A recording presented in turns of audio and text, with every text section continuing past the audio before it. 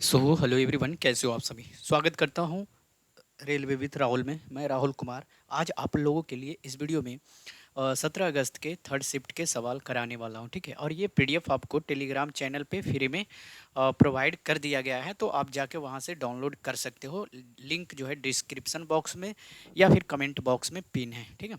चलिए, अब जो है पहला सवाल यानी कि हम लोग करने वाले हैं। तो ये जो है according to the latest annual report यानी कि आवधिक श्रम बल सर्वेक्षण जो कि पीएलएफएस होता है 2025 के जो नवीनतम वार्षिक रिपोर्ट के अनुसार जो लेबर फोर्स सर्वे होता है, ठीक है, PLFS, what was the estimated youth unemployment यानी कि जो सामान्य स्थिति के तहत भारत के अनुमानित युवा बेरोजगारी दर 15 से 29 वर्ष कितनी प्रतिशत है। 15 से लेके यानी कि 29 वर्ष के बीच में जो है अनएम्प्लॉयमेंट रेट कितना है। तो ये जो हो जाएगा ऑप्शन बी, ये 99.9% है, ठीक है। और ये सांख्यिकी और कार्यान्वयन मंत्रालय यानी कि MOSPI द्वारा जो है जारी किया जाता है पीएलएफएस रिपोर्ट के अनुसार, ठीक है। तो ये समझ में आ गया भाई। अगला सवाल क्या पूछा गया था, ठीक, ये था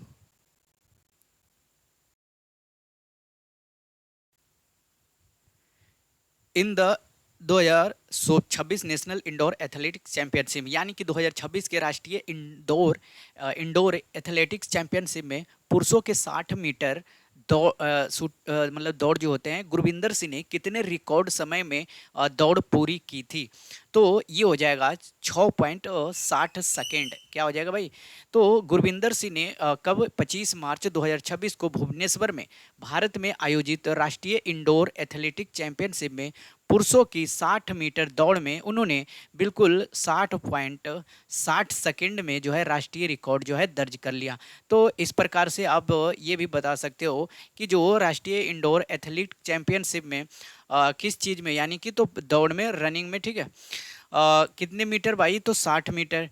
कितने सेकंड में, तो 6.60 सेकंड में। 60 मीटर 6.60 सेकंड में, इस तरह से यानी कि 666 याद रख सकते हो, ठीक है। और कौन थे भाई, गुरविंदर सिंह थे।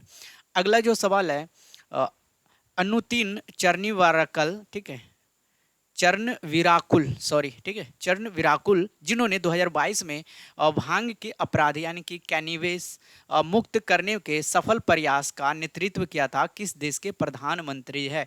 तो ये था भाई थाईलैंड का, ठीक है। और थाईलैंड के प्रधानमंत्री का नाम जान लो पहले, और वो कौन से पार्टी से, ये जान लो भाई, यानी कि भूमजाई थाई पार्टी के नेता हैं। और थाईलैंड के जो है स्वास्थ्य मंत्री, गृह मंत्री के रूप में उन्होंने पहले काम कर रखा है, ठीक है। तो ये हो जाएगा भाई, उन्होंने गांजा बैन ये सब जो है पूरे जो है बैन कर रखा है। पद्म पुरस्कार जिनकी शुरुआत 1954 में हुआ था, हर साल किस राष्ट्रीय त्यौहार के पूर्व संध्या पर घोषित किए जाते हैं। तो जैसे कि पद्म पुरस्कार जो घोषित किया जाता है, और ये स्टार्ट कब से हुआ, 1954 से हुआ। और ये घोषित कब किया जाता है, जब रिपब्लिक डे रहता है उसके एक दिन पहले संध्या, ठीक है। यानी कि देख लो भाई, गणतंत्र दिवस के यानी कि 1954 में शुरू किया गया पद्म, जिसमें कि जो है पद्म विभूषण, पद्म भूषण, पद्म श्री की घोषणा हर साल गणतंत्र दिवस यानी कि 26 जनवरी के पूर्व संध्या पर की जाती है, जिन्हें मार्च अप्रैल के महीने में राष्ट्रपति भवन में राष्ट्रपति द्वारा प्रदान किया जाता है। पहले अनाउंस कर दिया जाता है 26 जनवरी के पहले ही, उसके बाद मार्च और अप्रैल के महीने में आपको वहां पे बुला के पुरस्कार दिया जाता है, ठीक है। अगला जो सवाल है, national youth day celebrated in India to commemorate the birth anniversary which spiritual leader यानी कि भारत के में किसकी जयंती के राष्ट्रीय युवा दिवस के रूप में मनाया जाता है। तो सभी को पता है स्वामी विवेकानंद जी को क्यों मनाया जाता है। प्रतिवर्ष ये 12 जनवरी को मनाया जाता है क्योंकि उनका जन्म हुआ था, ठीक है। और ये जो है मनाने के लिए घोषित हुआ था, 1984 में घोषित किया गया था कि अंतर्राष्ट्रीय युवा दिवस 12 अगस्त को मनाया जाएगा। अगला जो सवाल है, शंघाई सहयोग संगठन एससीओ का दूसरा युवा लेखक सम्मेलन 2025 में किस शहर में आयोजित किया गया था। तो ये दूसरा शिखर सम्मेलन जो हुआ था ना दोस्तों, ये नई दिल्ली में हुआ था, ठीक है। और 2025 में भारत के नई दिल्ली शहर में आयोजित किया गया था। और इसका जो थीम था, ये थीम पूछा जाता है डिजिटल युग में रचनात्मक स्थान यानी कि dynamics of creative space in the digital age. Okay, समझ में आएगा। 2025 वाले एससीओ न्यू दिल्ली यानी कि अपना भारत। अगला जो है who has been given the additional charge, यानी कि 2026 में रक्षा अनुसंधान डीआरडीओ के अध्यक्ष में एक अतिरिक्त प्रभार किसे दिया गया है? तो डॉक्टर राजेश कुमार सिंह। श्री राजेश कुमार सिंह को भारत के रक्षा सचिव के रूप में अभी जो वर्तमान दायित्व के साथ साथ डीआरडीओ के अध्यक्ष भी बना दिया गया है। मतलब भारत के रक्षा सचिव के रूप में वर्तमान जो दायित्व था, उनके साथ साथ डीआरडीओ के अध्यक्ष का जो है अतिरिक्त प्रभाव समझते हो तुम्हारे छोड़ो, समझते होगे, हम मुझे पता है। एडिशनल चार्ज यानी कि ये भी काम चार्ज ले लिए आप, वो भी कर रहे हैं, ठीक है। भारतीय संविधान का कौन सा अनुच्छेद प्राण एवं दैहिक स्वतंत्रता के अधिकार का यानी कि protection of life and personal liberty प्रदान करता है?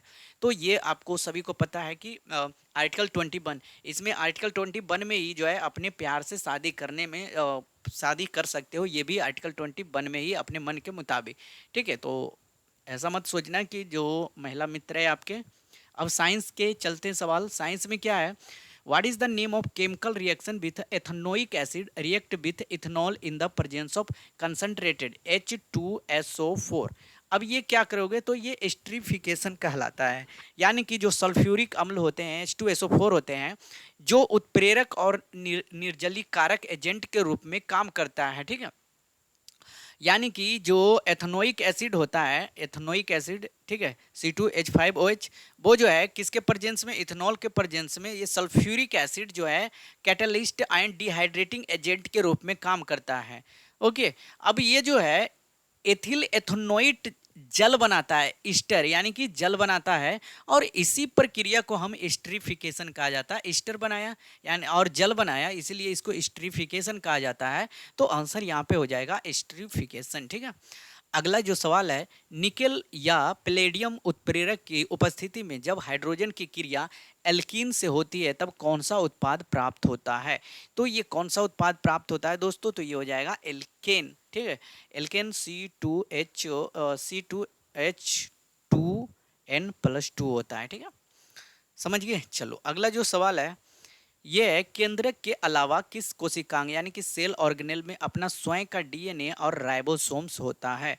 तो ये होता है स्वयं का डीएनए और राइबोसोम जो होता है माइटोकॉन्ड्रिया में। एक चीज में और होता है भाई, प्लास्टिड, प्लास्टिड में भी खुद का जो होता है, ठीक है, माइटोकॉन्ड्रिया और क्लोरोप्लास्ट होता है।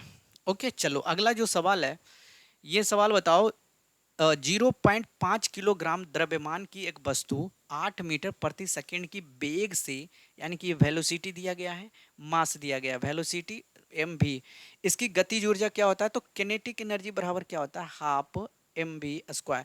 हमें जो है m भी दिया गया है, m कितना दिया है? 0.5 ग्राम। मल्टीप्लाई किससे करोगे भाई? यानी कि 8 मीटर प्रति सेकेंड, यानी कि वेलोसिटी भी दिया गया है।